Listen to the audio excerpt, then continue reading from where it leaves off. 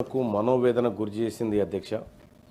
రాష్ట్రపతి ఉత్తర్వులకు వ్యతిరేకంగా ఈ జీవోను తీసుకొచ్చారనేటువంటి ఆవేదన ఉద్యోగస్తుల్లో ఉండింది. చాలామంది ఉద్యోగస్తులు తమ స్థానిక జిల్లాలను వదిలి వేరే జిల్లాలకు బదిలీ అయిపోయి, అంటే ఒకసారి ఈ జిల్లా నుంచి వేరే జిల్లాకు బదిలీ అయితే మళ్ళీ ఆ జిల్లాకు వాపసు వచ్చే అవకాశం ఉంటుండే. కానీ ఈ 317 ద్వారా శాశ్వత ఉద్యోగులుగా అక్కడే పర్మనెంట్గా ఉండిపోవాల్సినటువంటి దుస్థితి నెలకొంది అధ్యక్ష.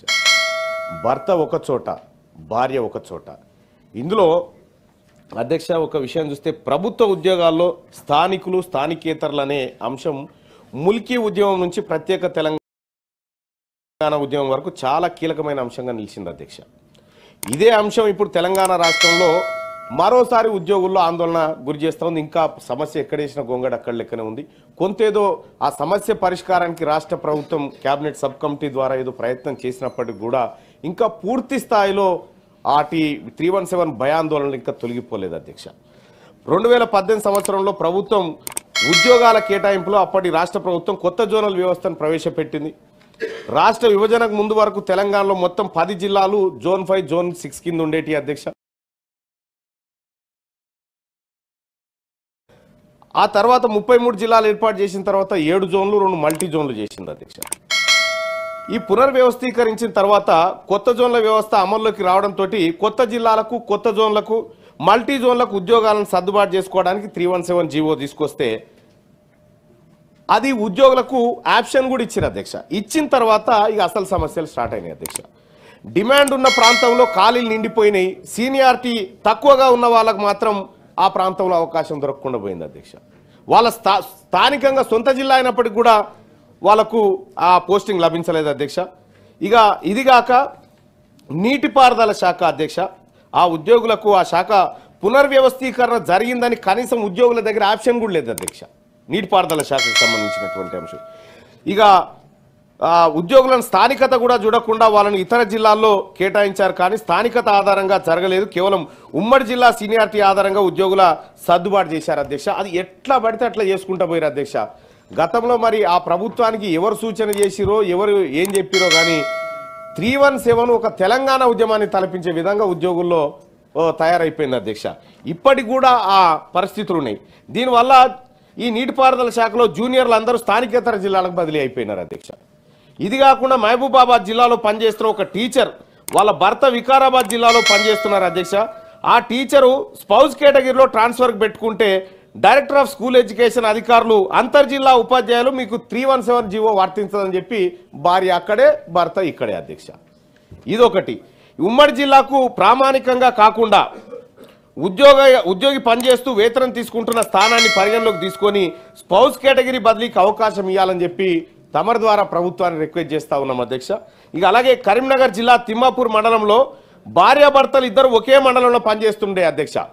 317 జీవో కారణంగా భార్య ఆ జిల్లాలో జూనియర్ కాబట్టి రాజన్న సిరిసిల్లాకు పోయింది, భర్త సీనియర్ కాబట్టి కరీంనగర్ జిల్లాలో ఉంది. సరస్వతమ్మ దగ్గర ఏప్రిల్ 22, జోగులాంబ అమ్మవారి దగ్గర ఏప్రిల్ 23, రామప్ప రుద్రేశ్వర స్వామి దగ్గర ఏప్రిల్ 24, ఆర్మూర్ సిద్ధులగుట్ట దగ్గర మే 9వ తారీఖు నాడు గౌరవ ముఖ్యమంత్రి గారు రైతు బంద్ వేస్తామని చెప్పి వేయకుండా ఎగ్గొట్టినందుకు నిరసనగా ఇవాళ బీఆర్ఎస్ పార్టీ వాళ్ళందరం కూడా గ్రీన్ కండువాలు వేసుకొని సభకు వచ్చినాం సార్. అది మీ దృష్టికి తీసుకొని వస్తూ ఉన్నాం సార్. అది కాకుండా ప్రశ్నకు సంబంధించి సార్ అధ్యక్ష, ఇప్పుడు రామప్ప టెంపుల్కి మనము చాలా కష్టపడి యునెస్కో రికగ్నిషన్ తెచ్చుకొని ఉన్నాం సార్. తదుపరి లిస్ట్లో ఉన్నటువంటి కుతుబ్షాహీ టూమ్స్, గోల్కొండ ఫోర్ట్, చార్మినార్ అని వారు ఇందులో మెన్షన్ చేయడం జరిగింది సార్.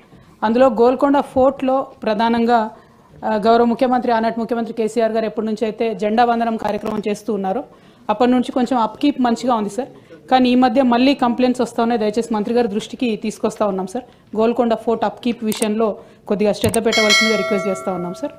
దాంతోపాటు మీరు కొత్త ప్రపోజల్స్ 2 ఇచ్చామన్నారు సార్. 2 కూడా చాలా మంచి sites, megalithic burial sites in మన ముడుమల్ గ్రామంలో సార్. మేము ప్రత్యక్షంగా అక్కడికి వెళ్ళి ఇదివరకు ఉమ్మడి ఆంధ్రప్రదేశ్లో ఉన్నప్పుడు కూడా వాటిని హైలైట్ చేసే ప్రయత్నం చేశాం సార్. శ్రీ ఛాయా సోమేశ్వర ఆలయం కూడా చాలా మంచిది సార్. కానీ ఫాలో అప్ సీరియస్గా చేసి దానికి సంబంధించిన లిటరేచర్ వాటికి సంబంధించి మాలాగా తెలంగాణ జాగృతి లాంటి సంస్థలను కూడా మీరు ఒపీనియన్ అడిగితే హెల్ప్ చేయడానికి అవకాశం ఉంటుంది సార్.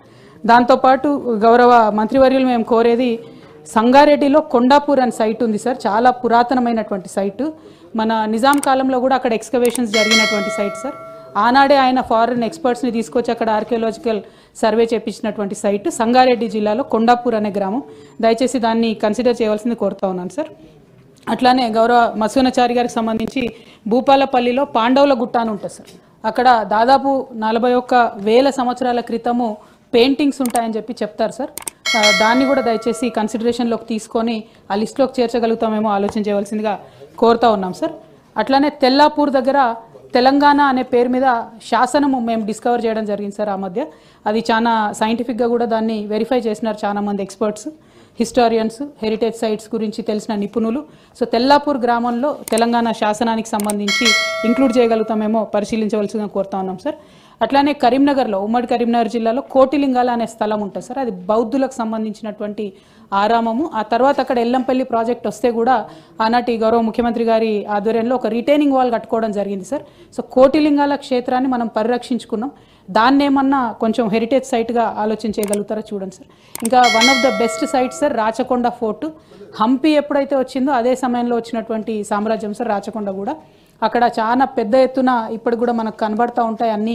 సో వాటిని ఏమన్నా ఈ కొత్త లిస్ట్లోకి యాడ్ చేసి పరిరక్షించి మరి యునెస్కో హెరిటేజ్ సైట్ కోసం ప్రయత్నం చేయగలుగుతామా అన్నది దయచేసి గౌరవ మంత్రివర్యులు తెలియజేయాలని కోరుతా ఉన్నాను.